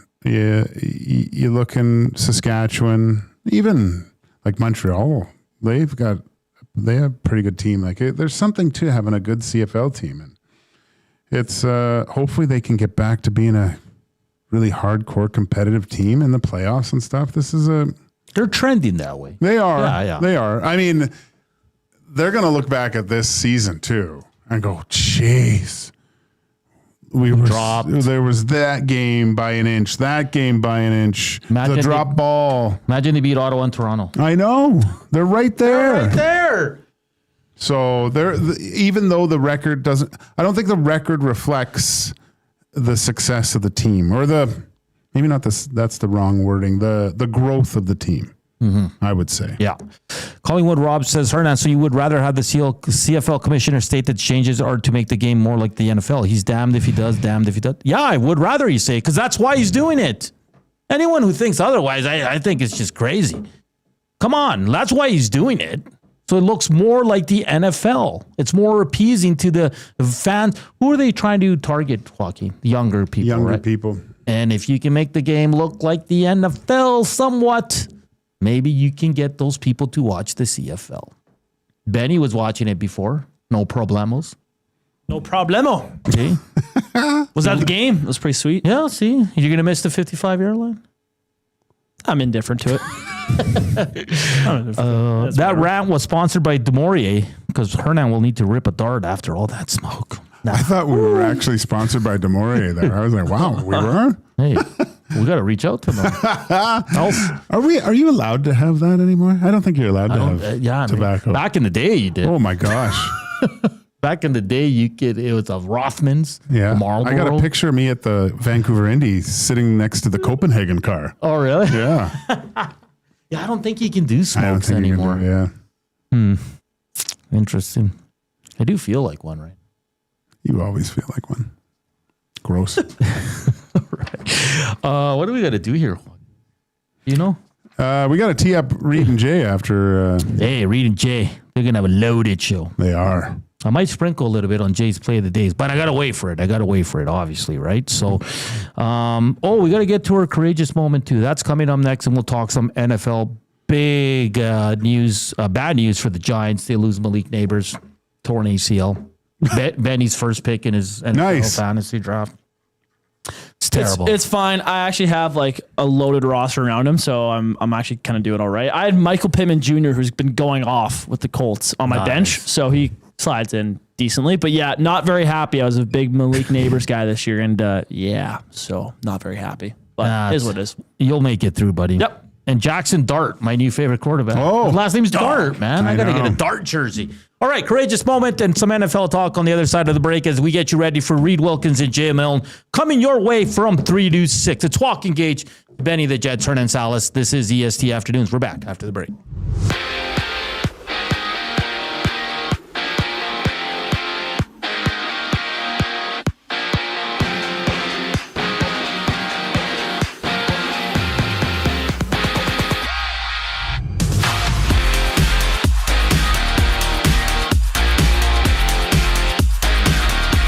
We've got a Monday Night Football doubleheader tonight, kicking off with the Dolphins and the Jets. Both clubs come in at 0-3, looking for their first win of the year. Justin Fields has cleared concussion protocol, and we'll get the start for New York. Kickoff goes at 5:15. At 6:15, the Broncos host the Bengals in Denver. Joe Burrow is still out, so Jake Browning takes the reins for Cincinnati as he faces off with Bo Nix. The Broncos look to get back to 500 as they sit at 1-2. You can catch all the action with Lieutenant Eric at Selly's Sports Bar and Lounge right off Fort Road. Tonight's features include loaded burgers and your chance to qualify for a trip for two to LA to see the Rams battle the Saints. Every day is game day at Selly's Sports Bar and Lounge.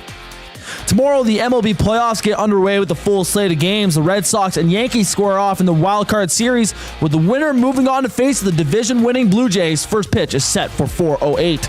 On the ice, the Oilers enter the final week of preseason with the matchups against Seattle and Vancouver. Coach Knobloch says Vasily Podkolzin will return from Russia tomorrow. He's questionable for Wednesday night's game, but is confirmed to suit up Friday against the Canucks. And on the waiver wire, Matt Tompkins has been placed there, while Josh Brown and Robbie Giraventi have cleared. Final segment of EST Afternoons. On the other side of the break, I'm Ben Thompson, and you're up to date. It's wing showdown time at the Canadian Brewhouse. Creamy street corn goes head-to-head with Mexican chili lime. Two bold flavors battling for your taste buds. Grab them anytime, or just 69 cents every Wing Wednesday. The Canadian Brewhouse. Our house is your house. You've heard the name, but what does it mean? For over 66 years, William Huff Advertising has supplied signage from screen printing to digital to LED with design, production, and install in-house. It's a one-stop shop for all your signage needs. Edmonton owned and operated, William Huff has been trusted by the biggest companies and teams in the City of Champions and many others across the country to do the job. If you're looking for a way to get the word out about your company or event, they are the answer. Go to www.williamhuff.com. Their results speak for themselves. The leaves are turning, and just like golf season, time is running out to get in on Play Alberta's biggest offer ever. For a limited time only, new players can get up to a $1,000 casino bonus when they sign up. There's never been a better time to join the fun. Visit playalberta.ca today to get started with casino, sports, and lottery all in one app. Must be 18 plus to play. Remember, if you gamble, please use your game sense. Your home for live music and great performances is the River Cree Resort and Casino. Just wasting gas. Whoa, blurring them dotted lines, killing. Don't miss three-time CCMA Performer of the Year, Dallas Smith, Unplugged, November 1st at the River Cree Resort and Casino.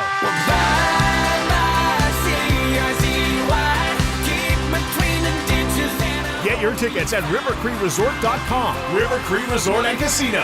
Excitement, bet on it.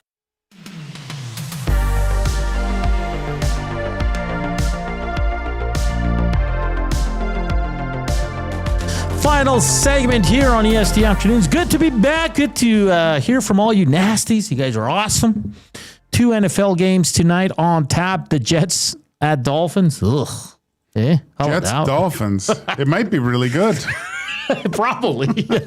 And then you got the Bengals in Denver to take on the Broncos. Thursday nighter, it's my Niners taking on the Rams. It should be fun. Tomorrow, though, the real fun starts. It's wild card action in the MLB. And we're off, so we're going to be able to watch all these games. At 11 a.m., Detroit at Cleveland. At 1:08, it's going to be the Padres at the Cubs. At 4:08, this is the game I want to watch. Red Sox at Yankees, probably the best rivalry in baseball. Yep. And the winner will take on the good old Toronto Blue Jays. And then the late game at 7:08, Dodgers hosting the Cincinnati Reds. So it's going to be a fun-filled Tuesday in terms of MLB action. Of course, the Edmonton Oilers return to action on Wednesday from Seattle, Friday from Vancouver. That game is on TV.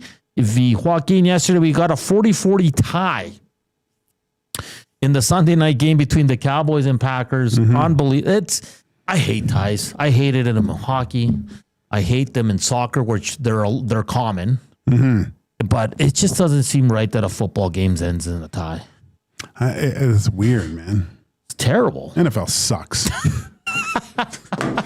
Oh man, I thought ties only happen in the CFL, right? Joaquin? Yeah. And then it's called the Bush League and all that. But yeah, I don't know. That's Bush League. Chiefs dominate the Ravens. What's up with the Ravens? And now Lamar has a hamstring. Tons of injuries, right? But look how many points they give up in their losses. Yeah, Matty was talking about he doesn't like their D right now, and it's. When have you ever said that about the Ravens? It's on. You never. You don't say that about the Ravens. So it's like they might dust off old Ray Lewis to come back for a few games here and see. That's a tough look. They're 1-3, but now losses to the Lions, the Eagles, They're the big teams, right? And they were right there, exactly. But there were some mistakes. You saw they should have been. The Bills. I mean, Henry dropped 2 crucial fumbles. He doesn't drop those balls in first or third game. They got 2 wins, right? Yeah. So it's crazy. Like I mentioned, Jackson, young man there with the best name, Jackson Dart leads the Giants to a win. Awesome. He wasn't great. He had 111 yards passing, 1 TD. But bad news, Malik Neighbors out for the season. Your Steelers, Aaron in Dublin, picking up the dub. Wasn't this the year that everyone thought Tomlin's not going to make the playoffs? He's going to the playoffs. He's going to the playoffs again. This is crazy. Listen, let's be honest. Rodgers playing well, man. He is. Yeah. There's nothing to take away from him. The Colts finally lose a game. The Bills remain undefeated. They take it to the Saints. Detroit routs the poor Cleveland Browns. I mean, Bucks Eagles was pretty good. That was a fun game. The Bears squeak one out as the Raiders missed the field goal to win it. Nice. He's just outside. Patriots take it to the Panthers. Falcons bounce back and beat the the Commanders need Jaden Daniels back. I know. Oh, man, that's tough. The Texans shut out the Titans. Another shutout in the NFL. Hockey. Scintillating football. We love the NFL, but everybody that chirps the CFL, the NFL has a lot of duds, man. a lot. Like I said, tonight it's Jets, Dolphins, Benny's Dolphins. They picking up the dub here? I don't know if I claim them. I don't know if I claim them anymore. They're both 0-3. Something's got to give. Maybe it'll be those jerseys. Maybe. Honest, maybe. I've been talking about how I think I'm leaving Dolphins fandom. And this season is steering me away. I said this year they have to make me believe in the teal. And no. Do you have a team in mind you want to shift? There's a couple teams. Okay, give them to us. So... Is this a courageous moment? Oh, yeah. Oh, my God. Oh, wait. Courageous moment. Sorry. Thank you for reminding me, man. I almost forgot. Courageous moment brought to you by the Alberta Blue Cross. Every great play starts with courage. Alberta Blue Cross is proud to support Albertans through all of life's meaningful moments. Benny's not the courageous moment. I will get to it, but continue, Benny. Continue. There's a couple different teams. One, love the Bengals because Joe Burrow. I just love Burrow. Seems like he's a cool dude. Jamar Chase, T. Higgins, the trio there. I like the Bengals quite a bit, and it's like a team that's not like overpowered and like they're not like a wagon. So it's like you're not front running. No, right? exactly. Yeah. But we'll get to that in a second. I guess these two teams. The Bills. I love Josh Allen. Josh Allen, same number 2. I have it tattooed on me, like 17. The whole deal. I love Josh Allen. I think he's my favorite player in the NFL. Yeah. And it's like kind of Canada's team in a way, for at least the Eastern side. So Bills, and then my dad's a huge Packers fan. Oh, and I've been enjoying Packers football this year. I've actually been cheering for them this year secretly. So those are the 3 big ones. There might be a team that sneaks in there, maybe, but for the most part, those are the 3 ones where I'm in contract negotiations with for my fandom. Gage, do you agree? I think he should pick his dad's team because then they can bond over it. Watch his dad. I mean, that would be fun. Father, you can. You know what? It's a good idea because you can get him stuff. Yeah. And football attire that you could actually use too. 2 birds, 1 stone. Exactly. He's got like a big cheese head. Yeah. Oh, really? Stuff. Oh, yeah. He's decked out. And I mean, like, they just landed Micah Parsons. Like, they're a community-owned team too, so it's like kind of like it's a fan. Yeah, it's very fan driven. Yes, I don't know. Packers, I think, are my front runner right now, but I think I would have been a Bengals fan if Burrow didn't get hurt. I truly think if Burrow I don't mind the Bengals pick. I'm kind of on there. Yeah. I'm not on the wagon, but I'm outside the stadium. Yeah. Listening. Yeah, don't pick the Bills. Yeah, I know it's basic, especially I like Josh Allen. I do. I do like Josh Allen. Great. Like just seems like the best dude ever. I think it should be between the Packers and the Bengals. Yeah, that's fair. I'm early enough in my NFL fandom to switch. You can pick the 49ers if you want. No. Yeah. That's all good. Okay, the courageous moment, guys. I'm not picking one individual, but I'm picking a group. I'm picking a team, and I'm picking the Edmonton Elks. Oh. Last week, rule changes are announced and all that. And then, the very sad news that their owner passed away just over a year since he took over. That's a lot, man. It's a lot of distraction. It's a lot of people that knew Larry Thompson well. I know a lot of players did and had a lot of love for him. It's tough, man, because the human side of it, you still got to practice, you still got to be professional, but it still hurts. The whole organization was hurting, and they go out there. And if you look at all the expert picks, no one picked the Elks. Yeah. You're playing the best team in the league, and after so much that's happened that week in terms of CFL, and then within your club losing your owner, and they go out there and they beat the best team in the league. I think that's very courageous. It was. Yeah, I think it was beautiful. It was wonderful. Like I said, a lot of players with great messages. The coach, pointing at the Thompson family on the field after the game. I thought that was great. It was beautiful. And that's why we love sports, moments like this. And you know what? It's, very sad news and all that. But, when you see that kind of stuff, I knew the Elks were. Yeah. No, I did, man. Stop. Ask Reed. I picked him in the pool. I know you did, but. It was just wonderful. It was good. Yeah, it was great. So the Edmonton Elks, for their win on Saturday over the Saskatchewan Roughriders, is a courageous moment for the Alberta Blue Cross. Courage to shoot your shot on and off the ice. Alberta Blue Cross is right there with Alberta. Did you like that one? I did. Yeah, okay. I thought you might pick the European golf team that winning the yours. Ryder. That could be yours. I mean, it was brutal what some of those guys had to go through. Yeah. And they pulled it out. So. Well, you said, was it Rory's wife got a beer thrown at her? Well, yeah. Come on. But especially golf, it's probably not cheap to go to that. But why do you go to act like that? You know what? Like you said, chirp, sure, but don't be rude. People went there just to chirp guys. They didn't, I don't think a lot of them actually went for the golf. Yeah. And if you really, it was incredible golf over 3 days, right? It was amazing. So yeah, no, that's too bad. And Rory even said, I guess the next Ryder Cup, and Lowry said it too, is in Ireland, and they're already saying you're not acting like that. No. When you go there, you don't act that way towards our competition. We're going there, you cheer your team, blah, blah, blah. Of course, they'll be jeering and stuff or whatever, but not like what we saw this weekend at the old Bethpage Black. But it's interesting too, because it's like you said, if you're witty and you have good chirps. You have good chirps. Like that. There's a guy, I think he's a baseball fan in San Francisco. He's on TikTok, and he yells at the other outfielders, and he's like, whoever, hey, Springer, your kid's artwork on the fridge suck. It's not I know who you're talking about. Yeah, that guy, he says, he does it at all sports events too. And it's way out there, but you can. It's so funny, man. Yeah. Be original, be funny. If you can make the guy kind of react to you in a way that he doesn't want to rip your face off, I think that's winning a little bit. 100%. Right? 100%. Well, there's a guy in Winnipeg for the Bombers. He sits right behind the visiting bench on purpose, and he's with his kid, and they dress up, face painted.